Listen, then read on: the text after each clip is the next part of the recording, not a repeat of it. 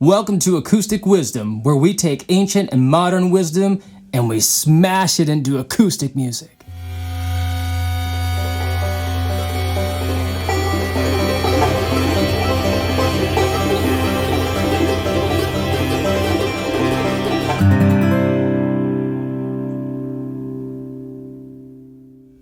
So I was meditating the other day, and a subject had come to mind that I thought would be a really great thing to talk about.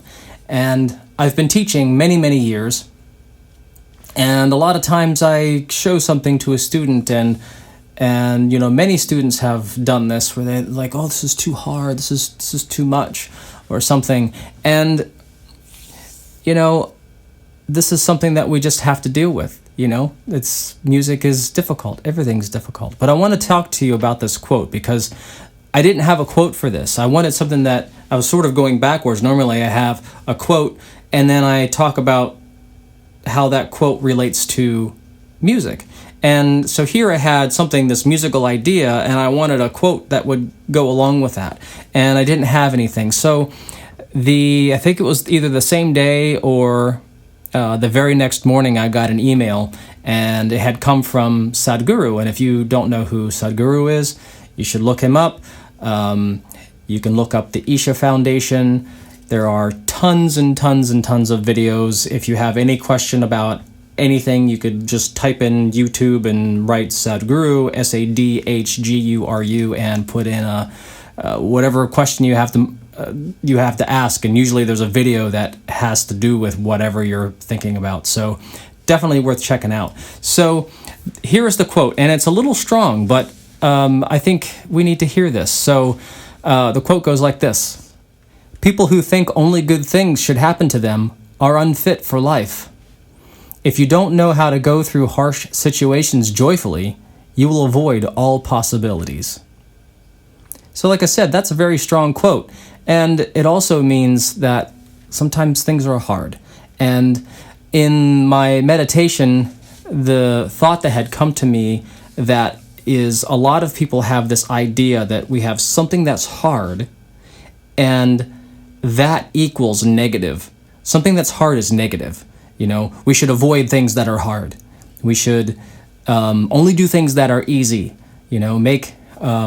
Hey, you working hard? No, I'm working easy. That kind of thing. Like, there's nothing wrong with something that's hard because that's how we progress. That's how we get better than we were. And if you just keep doing the same things that you've always done, you're always going to stay exactly where you are. Nothing is ever going to change. And that's boring. So, what I want you to think about is if something challenges you, if something that you're playing, there's a song or there's a scale or there's something, maybe there's a technique, maybe it's hard on your fingers, maybe you don't have a proper stretch yet, maybe you don't have the speed, maybe you're trying to work up a metronome marking from 60 beats per minute to 100 beats per minute, and it's like, oh, this is too much, how do I do this? And you do it one little step at a time, and it's challenging, and it should be challenging.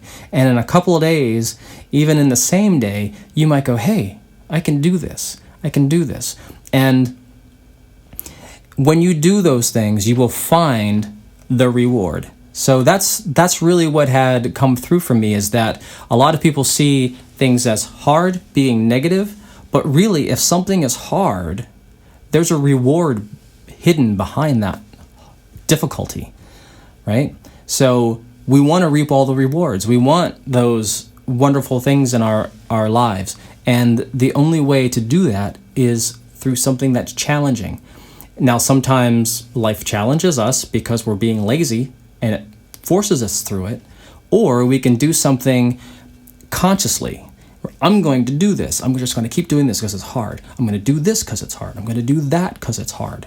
And then all of a sudden, those things are easy. And then more hard things show up, but you keep progressing and you get joyful about it, right? And then everything opens up. Just like in the Sadhguru quote, he says, if you avoid the harsh situations, then you'll avoid all the possibilities. And there are infinite possibilities, but you will never see them if you just continue to do things that are easy. So I want to leave you with that, and I'm going to do some things out of a book that I had written called Advanced Fingerwork. And you might think this is hard. You might go, oh my gosh, I'm not ready for this because I only know how to play G, C, and D on a guitar, right? Don't think that way. This is for everybody, and everybody will get different benefits out of this. So I'm going to do a couple of things, and I'm going to show you what this is about and how to practice this, and let's get started. So let's talk about some advanced finger work. This is going to be coming from a book that I had written called Advanced Fingerwork, and you'll find the link at the bottom of this video where you can purchase that book if you'd like to. And I'm just going to go over a couple of things here in the beginning and maybe give you some ideas to spur on some creativity, maybe to give you some more finger dexterity, some things that you may have not done before. So the way this book started out is there are a series of scales called the Segovia scales. And they're made for practicing for classical guitar, and I've practiced these on the guitar, and I thought these need to be like for pick style guitar, and you can use them for that.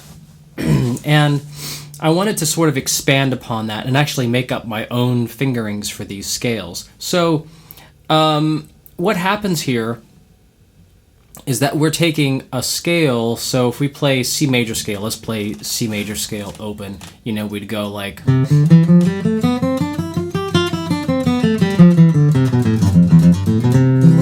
right, we play C major, and if I play C major in the next position, which here would be in second position, I'd go, right? So this is a vertical way of playing. I'm playing from here straight down, pretty much is staying in the same position. In this case, I am in the same position. But if we want to connect scales and go up further on the neck and extend the range of our scale, we have to learn how to change positions. And there are tons of ways. I mean, I wouldn't say that it's infinite because it isn't, but you have a lot of different ways to go from one position of a scale to the next position of the scale. And here in this first exercise in my book, and I'm going to display the neck diagram here for you on the screen so that you can see what I'm doing. But I'm playing the C major scale, but instead of playing horizontal, I'm going horizontal a little bit and then, vertically this way, and then playing horizontal and coming up the fretboard this way. So watch this.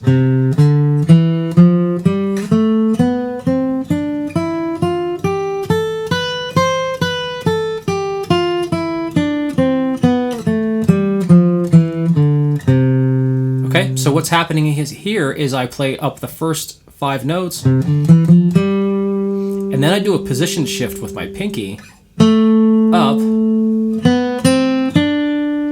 right? And then here, I'm actually kind of condensing my fingers. So the first finger comes up to the next position here. Then I spread my fingers out to get the rest of the scale. And then descending is a little different. So there's always a descending scale and a descending scale. Notes are the same, but the fingerings and maybe the strings are different. So here, I condense with my pinky here.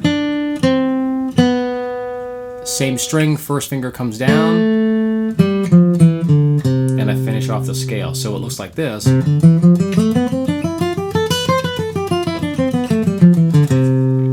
Okay, so here are a couple of practice tips that I would like you to try with these. You can start off by, you learn the scale, right? Just play through it, get kind of comfortable with it. So you're going to do 4 attacks on each note, so it's going to sound like this.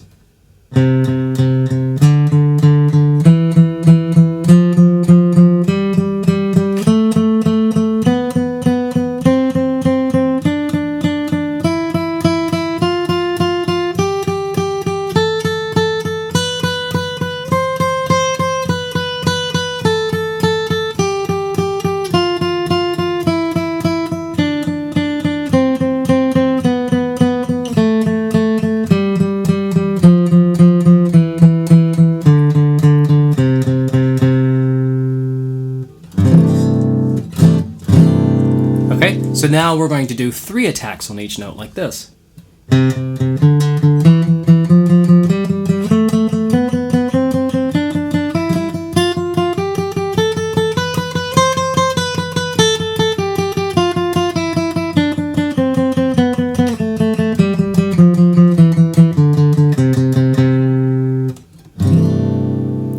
Now we'll do 2 attacks.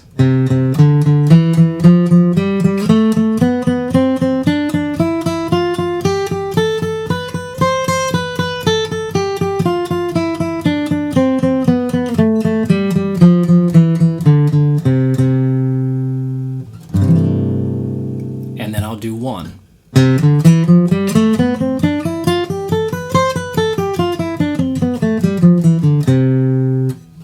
Okay, so I would go around and around. If I were practicing this, I would, not just stop at 1 time through. I would go around and around and around and put a metronome on this so that when you play, you're staying in time, and you can also measure how much you're progressing. Maybe you start off at 60 beats per minute and we end at 90, or we end at 100 or something, and you just keep increasing that each day. But this is a great way to learn any scale, and anytime I'm doing learning a brand new scale or an arpeggio or something like that, this is the technique that I use, where I start off with 4 attacks, then 3, then 2, then 1. I'll do a lot of other different things, but this is basically what I would use to really get those notes under my fingers. Okay, so that's C major. So what if we do a C major pentatonic scale? Okay, so here, this is also in my book, so it goes through major scales, minor scales, major pentatonic, and minor pentatonic scales. So there are all these more horizontal-esque scales connecting through all 12 keys, major, minor, and major pentatonic, minor pentatonic. Okay, so the major pentatonic goes like this.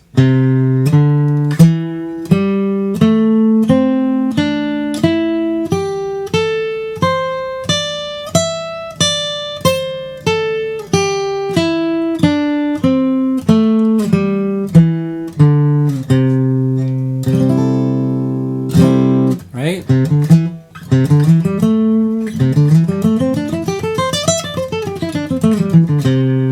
So I start off with 4.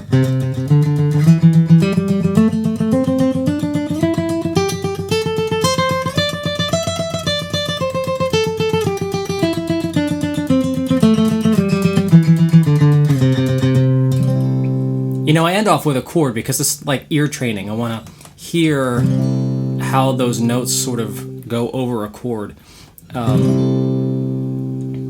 like to start and end the scale off with a chord like that. Then I do 3.